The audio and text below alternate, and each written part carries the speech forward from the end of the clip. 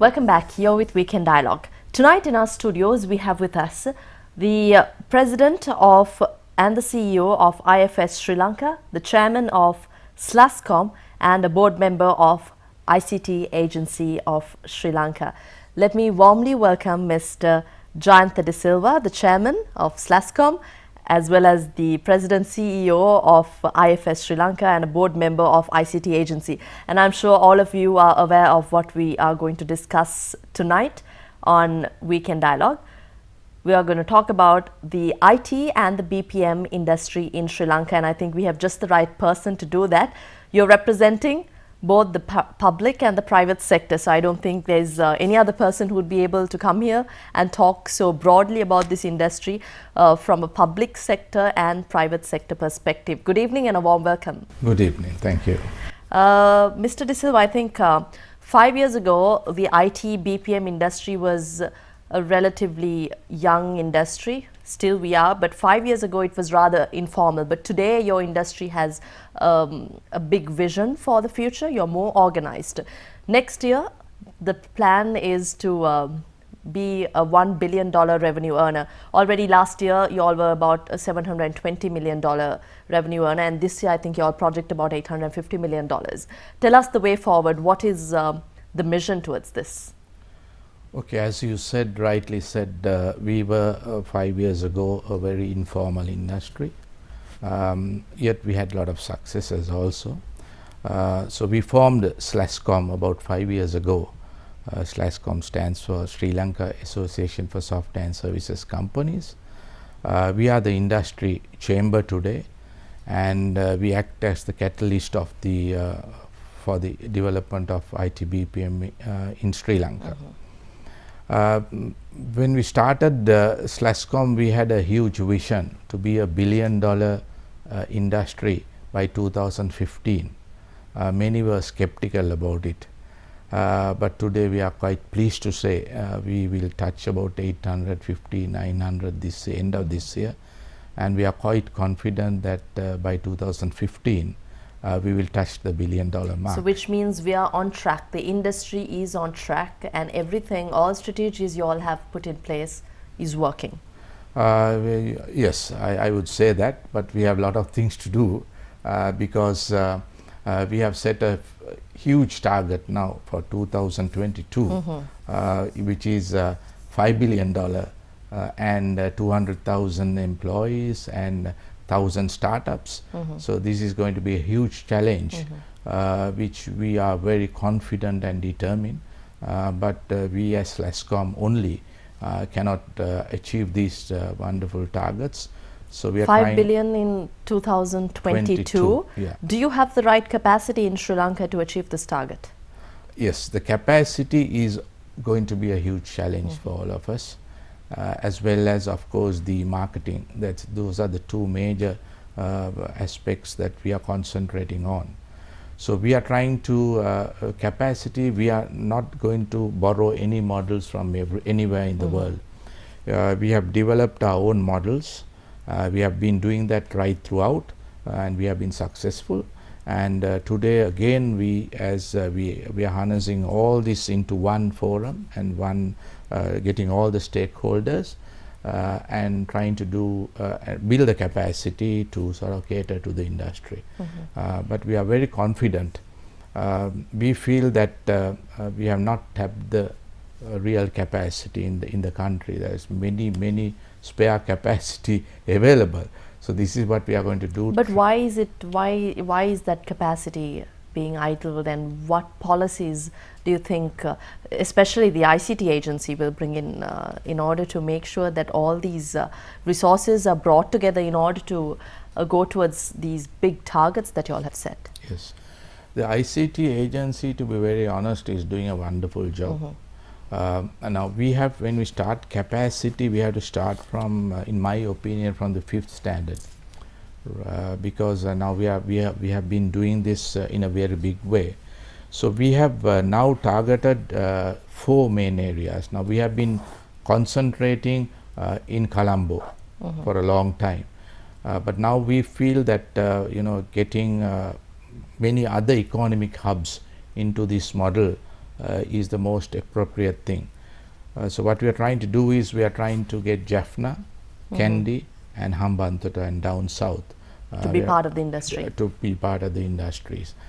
So next month we are hoping to go to Jaffna. We have already done a lot of work in Jaffna as well as in Gaul Matara and in Kandy obviously. And we feel that the enthusiasm from the school children is sort of the likeness is brewing up. So we feel that we can get the right number in, but it's going to be a challenge, and we are working very closely with all the other entities like the government entities like the Education Ministry, the Higher Education Ministry, the Chartered Accountants, the SIMA. We are trying to work with all these agencies in getting these numbers right. As you say, it is a challenge. Migration will also be a huge obstacle in going towards building this capacity, because many, especially from the IT industry, seem to be seeking employment outside of the country, migrating, and there's a huge brain drain, specifically in this industry. How do you think this could be addressed in when you build capacity and retain that capacity within the country? Yeah, migration has always been a problem in the IT industry, especially in the IT industry, I would say, because most of the other countries, they have seen the potential of our young guys, and they give an easy path to IT guys. Within 3 to 6 months, they could easily get the visas and migrate. So this is a problem. So that's what we are trying our very best with the help of the government, first of all, to give them a good salary. And we have worked with the government and got some huge concessions as far as taxes are concerned. We are trying to give them very good working environments and give them a lot of perks in. Just as you asked this question, within about 3 to 6 years, we feel that the geographical location is not going to be a major factor, especially in the IT sector. So that is again. Why do you say that? Because actually now most of, even if you take my company, right, we work through the communication links. We have the online media available. We have discussions. We have training all online. So one does not have to travel to the destination to sort of especially work in the IT sector.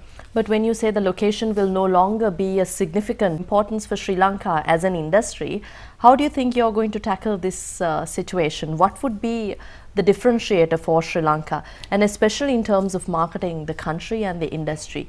How would you place Sri Lanka? What would you tell the outsiders in order to attract them to come to Sri Lanka? Yeah, marketing is one of our core challenging areas. Marketing and capacity are the two areas that we are concentrating very hard. Now, as I said, the geographical location is not going to be a factor. So what we are trying to do is work with the government, get the dual citizenship running so that they could actually, because most of these guys, you know, they like to come back to Sri Lanka. There are so many people coming back to Sri Lanka today. So if you take out of these obstacles like dual citizenship, where we are canvassing with the government to get it on. So and then of course we want to sort of offer them a fairly high salary. We are in a position to do that today. And then of course we have got a lot of tax incentives when we bring in dollars, right? The industry is zero tax today, and so any person who comes from abroad, again, he does not pay taxes. So these are things that you'll be surprised in some of these countries where they paid 62% taxes, pay taxes, right, coming back to Sri Lanka. The net effect of saving and the easiness of staying in Sri Lanka, we are pushing that, and we are sort of focusing on that too now. If you move on to talk about my next question about marketing, how would you think this aspect needs to be addressed? Yes. Sri Lanka, what is the differentiator? Yeah, differentiator, of course, you know, we have to all this time, you know, we being an informal industry, we couldn't market any brands. Right now, if you take even the garment industry, now we are in a position to market brands. if you take tea, we are in a position to market brands. Yeah. The same way we have to market brands now. So we want to invite some large big boys into the country, right, and work with them and market some of our brands internationally, so that people start thinking that we have the brands. You'll be surprised to know that even countries like India, where we talk a lot about IT BPM, they still don't have major brands. They don't have operating system, they don't have a ERP to go with.